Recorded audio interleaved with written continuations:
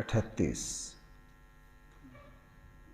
بسم اللہ الرحمن الرحیم الحمد للہ رب العالمین والصلاة والسلام علی سید الانبیاء والمرسلین وعلی آلہ واصحابہ اجمعین اما بعد فاعوذ باللہ من الشیطان الرجیم بسم اللہ الرحمن الرحیم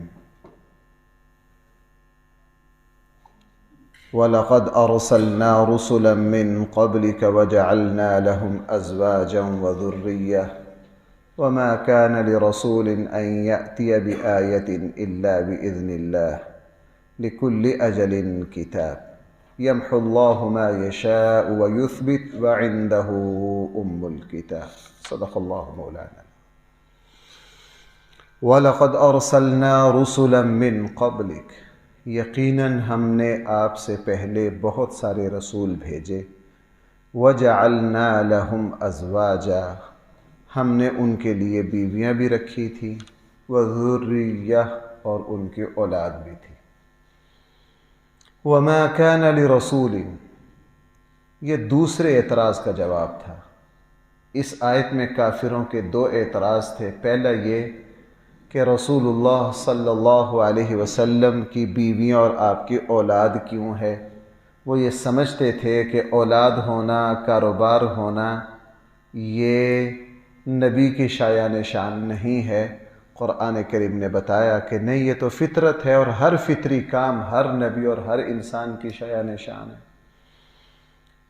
دوسرا ان کا اعتراض یہ تھا کہ نبی کریم صلی اللہ علیہ وسلم وہ معجزہ دکھائیں جس معجزے کا مطالبہ ہم کریں۔ قرآن کریم میں وہی احکام آئیں جو ہماری مرضی کے مطابق ہوں۔ قرآن میں دوسری جگہ ان کا مطالبہ ہے ائت بقرآن غیر ھذا او بدل، اے نبی جی آپ اس کے علاوہ کوئی اور قرآن لائیے، اس کو تبدیل کر دیجیے۔ قرآن کریم نے ارشاد فرمایا اللہ تعالیٰ کی طرف سے اترنے والے حکموں کو تبدیل کرنا یہ نبی کا اختیار نہیں ہے۔ اپنی مرضی سے معجزات، جو تم معجزہ مانگو نبی دکھا دے، یہ بھی نبی کے اختیار میں نہیں ہے۔ معجزات نبی کے ہاتھوں ظاہر ہوتے ہیں بھائی، کس کی مرضی کے مطابق؟ اللہ کی مرضی کے مطابق۔ اس لیے معجزہ اللہ کا فعل ہے۔ دوسرا، قرآن کریم میں اللہ تعالیٰ کی طرف سے کیا حکم نازل ہوگا، کیا نہیں ہوگا، اس میں عام بندے کی مرضی کا تو کیا دخل ہوگا، خود نبی کی مرضی کا بھی کوئی دخل نہیں۔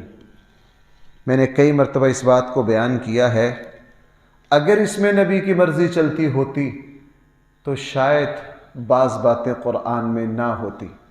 مثلا حضرت زید بن حارثہ نے جو اپنی بیوی کو طلاق دی، کیوں بھائی قرآن میں ہے کہ نہیں؟ حضور علیہ السلام کی پھوپھی زاد بہن حضرت زینب پہلے کس کے نکاح میں تھی؟ حضرت زید کے۔ مزاج نہیں ملا، طلاق دے دی، پھر حضرت زینب کس کے نکاح میں آ گئے؟ رسول اللہ صلی اللہ علیہ وسلم کے نکاح میں آگے۔ سورہ احزاب میں اس کا ذکر ہے۔ حضرت عائشہ رضی اللہ عنہا پر تہمت لگی، جھوٹی لگی، بدبختوں کی بغیرتی کی وجہ سے رسول اللہ صلی اللہ علیہ وسلم کے حرم پر انہوں نے تہمت لگائی۔ بیوی پر جھوٹی تہمت بھی ہو، شوہر اس کے تذکرے کو مناسب نہیں سمجھتا، لیکن قرآن میں اس کا ذکر ہے۔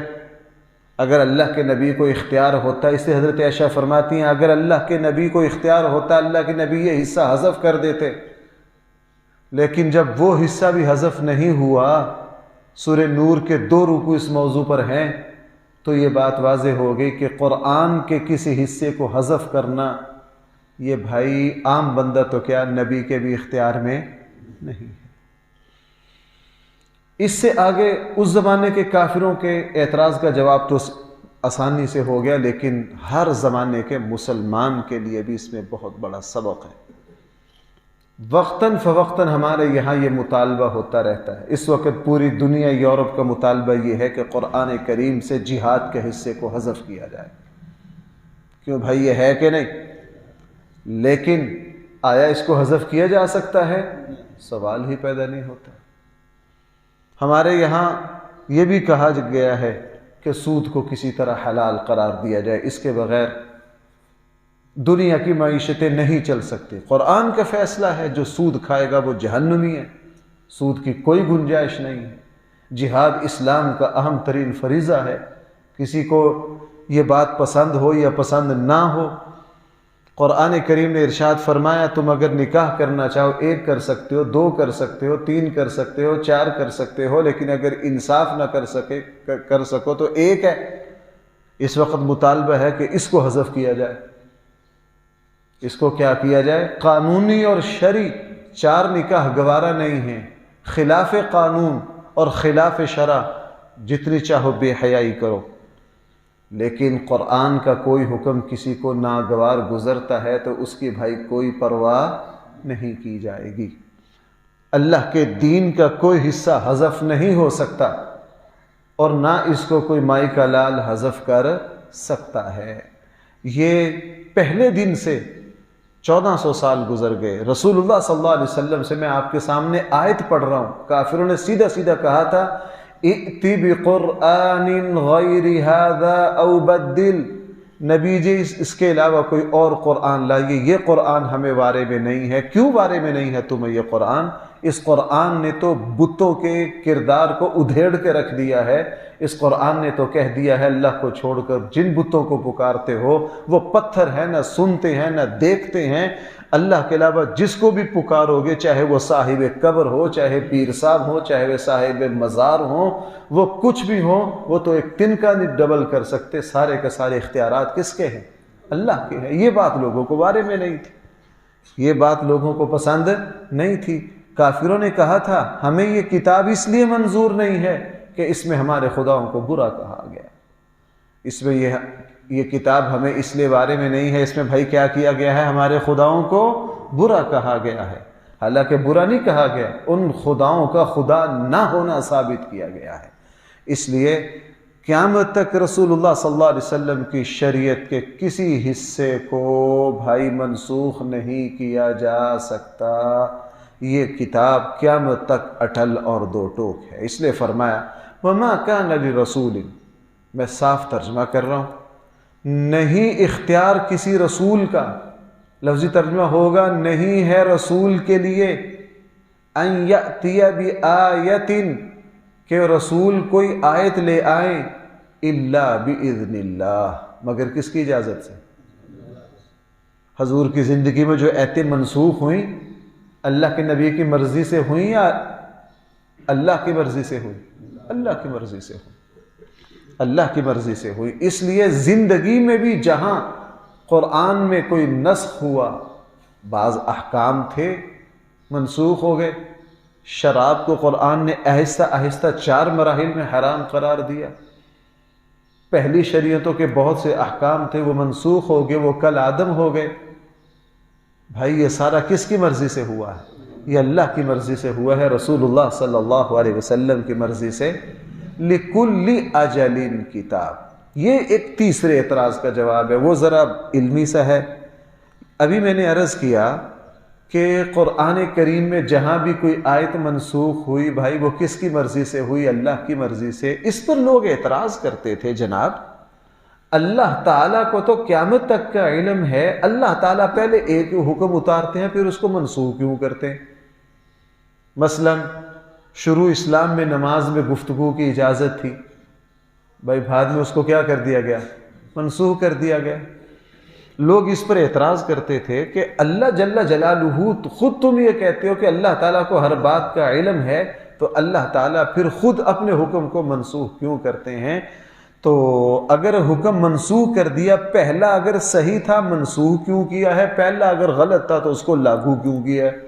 یہ اعتراض کرتے تھے۔ قرآن نے فرمایا لِكُلِّ أَجَلٍ کتاب، اس ایک ٹکڑے میں اس کا جواب دے دیا جناب اللہ تعالیٰ کا پہلے کسی حکم کو لانا، نافذ کرنا، پھر اس کو منسوخ کرنا، یہ اللہ کے علم میں ہر حکم کی ایک مدت طے ہے، جب وہ مدت پوری ہو جائے وہ حکم منسوخ ہو جاتا ہے۔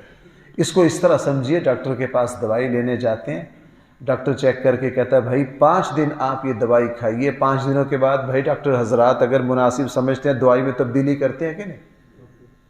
اب اگر کوئی 5 دن کے بعد ڈاکٹر نے دوائی تبدیل کر دی، کوئی بندہ ڈاکٹر سے لڑ پڑے کہ جناب اگر پہلے والی غلط تھی آج آپ نے نئی دی ہے تو وہ غلط دوائی مجھے دی کیوں؟ اگر پہلے والی صحیح تھی تو آج بدلی کیوں؟ تو اسے کیا کہا جائے گا؟ بھائی پہلے 5 دن کے لیے آپ کے لیے یہی دوائی مناسب تھی، ہم نے دی ہی آپ کو کتنے عرصہ کے لیے تھی؟ 5 سال کے لیے، 5 دن کے لیے، 5 مہینے کے لیے، 5 گھنٹوں کے لیے، جو مدت تھی ہم مناسب ہم نے وہ تھی، اس کے بعد اس کو کیا کر دیا؟ ختم کر دیا۔ اسی طرح پہلی شریعتوں کے بہت سے احکام ہیں، اللہ تعالیٰ نے جو حکم انسانوں کے لیے جتنا عرصہ کے لیے مناسب سمجھا اس کو باقی رکھا، جب چاہا اس کو کیا کر دیا؟ ختم کر دیا، اللہ کی مرضی۔ مثلا پہلی شریعتوں میں نکاح کی حد بندی 4 تک نہیں تھی، بعض شریعتیں پہلے نبیوں کی ایسی بھی آئی ہیں جتنے چاہیں نکاح کریں، اسلام میں کیا کیا اور اس کو منسوخ کر کے بھائی کتنے کر دیے گئے؟ 4 کر دیے گئے۔ اور بھی بہت سارے احکام ہیں، پہلی شریعتوں میں بھائی روزہ کیا تھا؟ 24 گھنٹے کا تھا، اسلام نے اس کو کیا کر دیا؟ منسوخ کر دیا۔ شروع اسلام میں بھی روزہ جو ہے وہ 24 گھنٹے کا رہا تھا، بعد میں قرآن کریم میں اس میں تبدیلی کر دی، کہا کہ نہیں مغرب سے لے کے فجر سے لے کے مغرب تک کا ہے، تو فرمایا لِكُلِّ أَجَلٍ کتاب۔ یہی سے بھائی ایک اور بات سمجھیے، اللہ تعالیٰ نے میرے اور آپ کے لیے کتنی عمریں رکھی ہیں، کس کی کتنی اولاد ہوگی، کس کے مقدر میں کتنا رزق ہوگا، زندگی میں کس کو کیا کیا حالات پیش آئیں گے، یہ کس کا فیصلہ ہے؟ یہ اللہ کا فیصلہ ہے، وہی مناسب سمجھتا ہے، وہی مناسب۔ انسان سوچتا رہتا ہے، رات دور سے بیچارے یہ جو یونان والا ایک بدترین واقعہ ہوا ہے جس سے ساری قوم سوگوار ہے، جو کشتی ڈوبی ہے، اور میں تو کل سن کر کانپ گیا کہ اس میں 15-20 تعداد تو تحصیل ڈسکا کی ہے، اور ہمارے 2-3 ضلعوں کے لوگ زیادہ ہیں۔ اب کلیشا کی نماز میں یہاں قریب ایک گاؤں کے وہ 2 صاحب آئے ہوئے تھے، ان کا بھتیجا بھی بیچ میں ہے۔ اب وہ اتنے پریشان تھے، مفتی صاحب میں اس وجہ سے دکھی ہوں، یہ فیصلہ میرا تھا، میں نے بھیجا تھا اس کو، اگر میں ایسے نہ کرتا۔ میں نے اسے کہا بھائی ایسے نہ کرتے، اب اس کو سوچنے کا سوائے اپنے آپ کو غم زدہ کرنے کا اور کوئی وجہ نہیں ہے۔ یہ سارے اختیارات کس کے ہیں؟ بندہ سوچتا یار میں ایسے نہ کرتا، بھائی آپ کیوں نہ کرتے، آپ کیوں نہ کرتے؟ ایسا ہونا ہی تھا، ایسا ہونا ہی تھا۔ اللہ کے غیبی فیصلوں کو کوئی ٹال نہیں سکتا۔ جو کرنے کا کام ہے اب وہ کرو، جو تمہارے بس میں نہیں ہے اس پر نہ غم زدہ ہو۔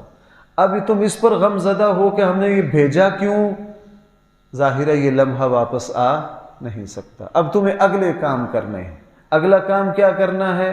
صبر کا مظاہرہ کرنا ہے۔ کرنے کا کام یہ ہے اللہ سے مدد مانگو، کرنے کا کام یہ ہے اس بچے کی مغفرت کی دعا کرو، کرنے کا کام یہ ہے کہ حوصلہ رکھو، پانی کی موت شہادت کی موت ہے۔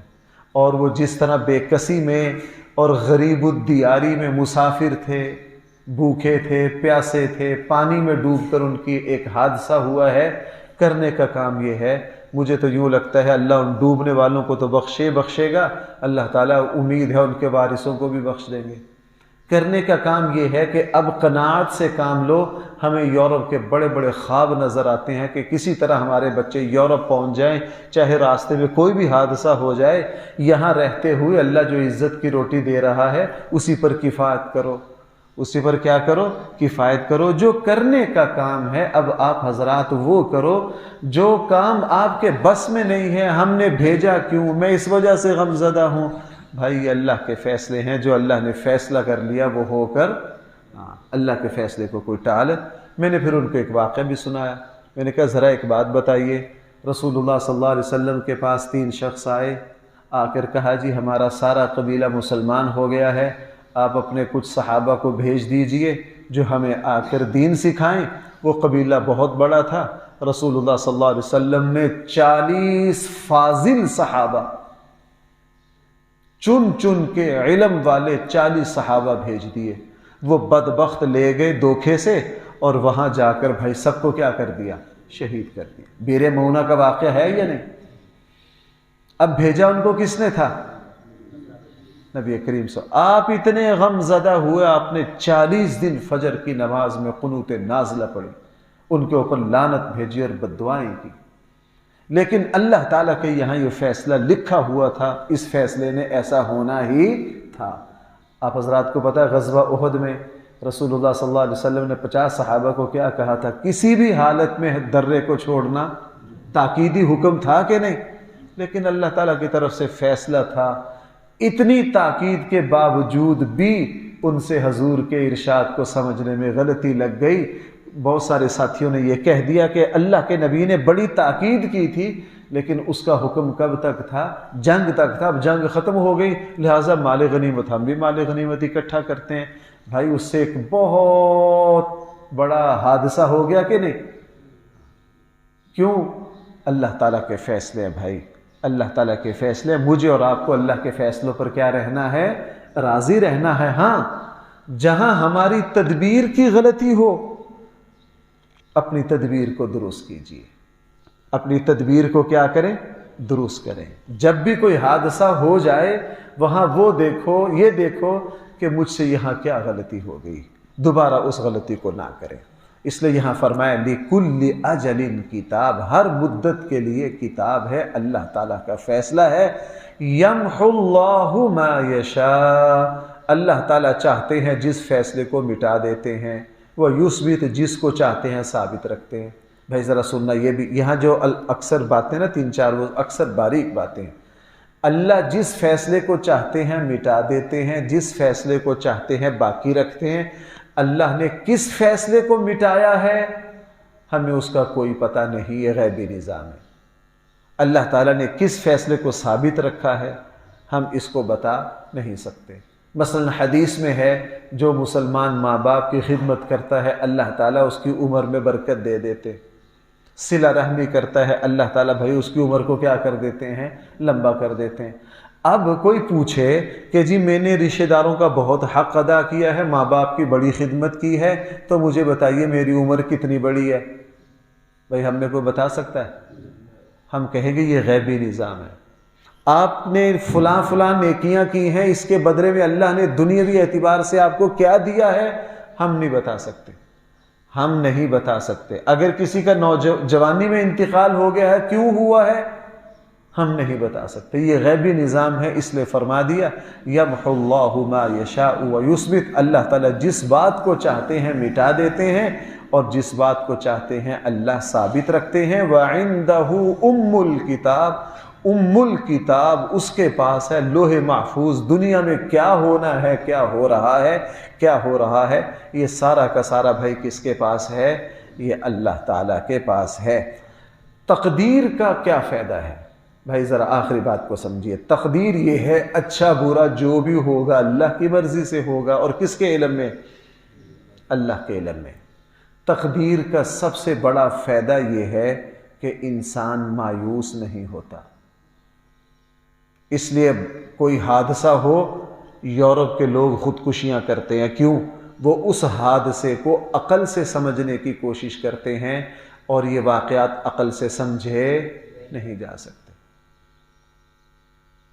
اب جو یہ یونان والا واقعہ ہوا ہے، اگر یورپ کی قوم کے ساتھ ہوا ہوتا تو ماں باپ خودکشیاں کر لیتے کہ جی ہم نے فیصلہ غلط کیا۔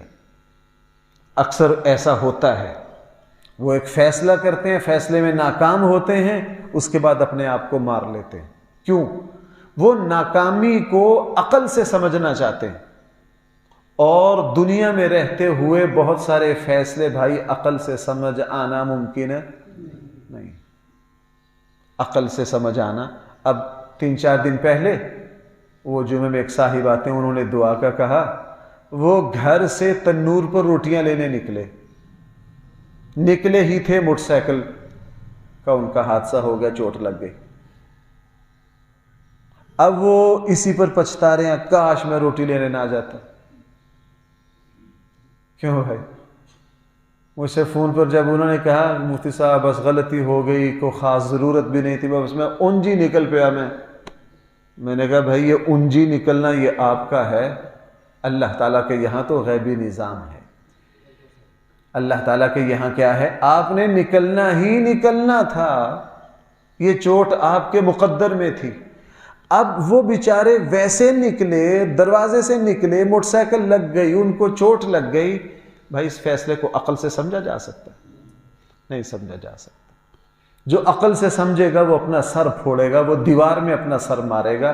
اس لیے جب کوئی حادثہ، کوئی ناکامی ہوتی ہے تو کافر جو ہیں وہ کیا کرتے ہیں؟ خودکشی کر لیتے۔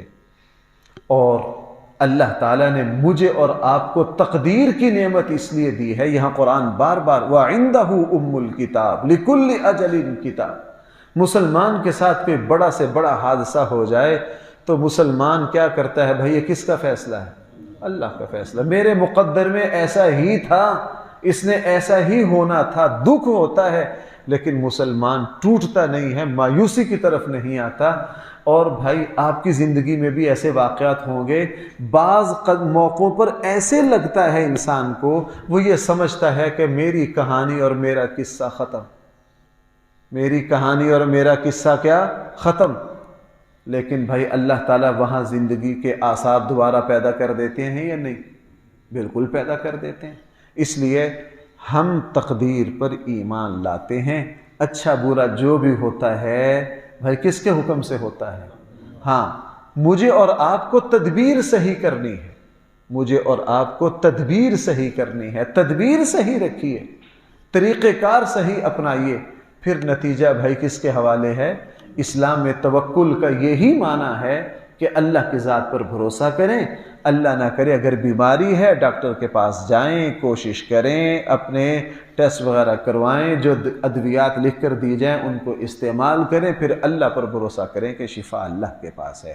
اس لیے فرمایا وَعِندَهُ أُمُّ الْكِتَابِ، لوح محفوظ کا پورا ریکارڈ اس کے پاس ہے، کیا ہونا ہے کیا ہوگا وہ سارا اس کی مرضی کے مطابق ہوگا۔ اللہ تعالی ہم سب کو صحیح فہم عطا فرمائے۔ الحمدللہ رب العالمین، والصلاة والسلام على سید الانبیاء والمرسلین وعلى آلہ واصحابہ اجمعین۔ ربنا آتنا فی الدنیا حسنہ وفی الآخرہ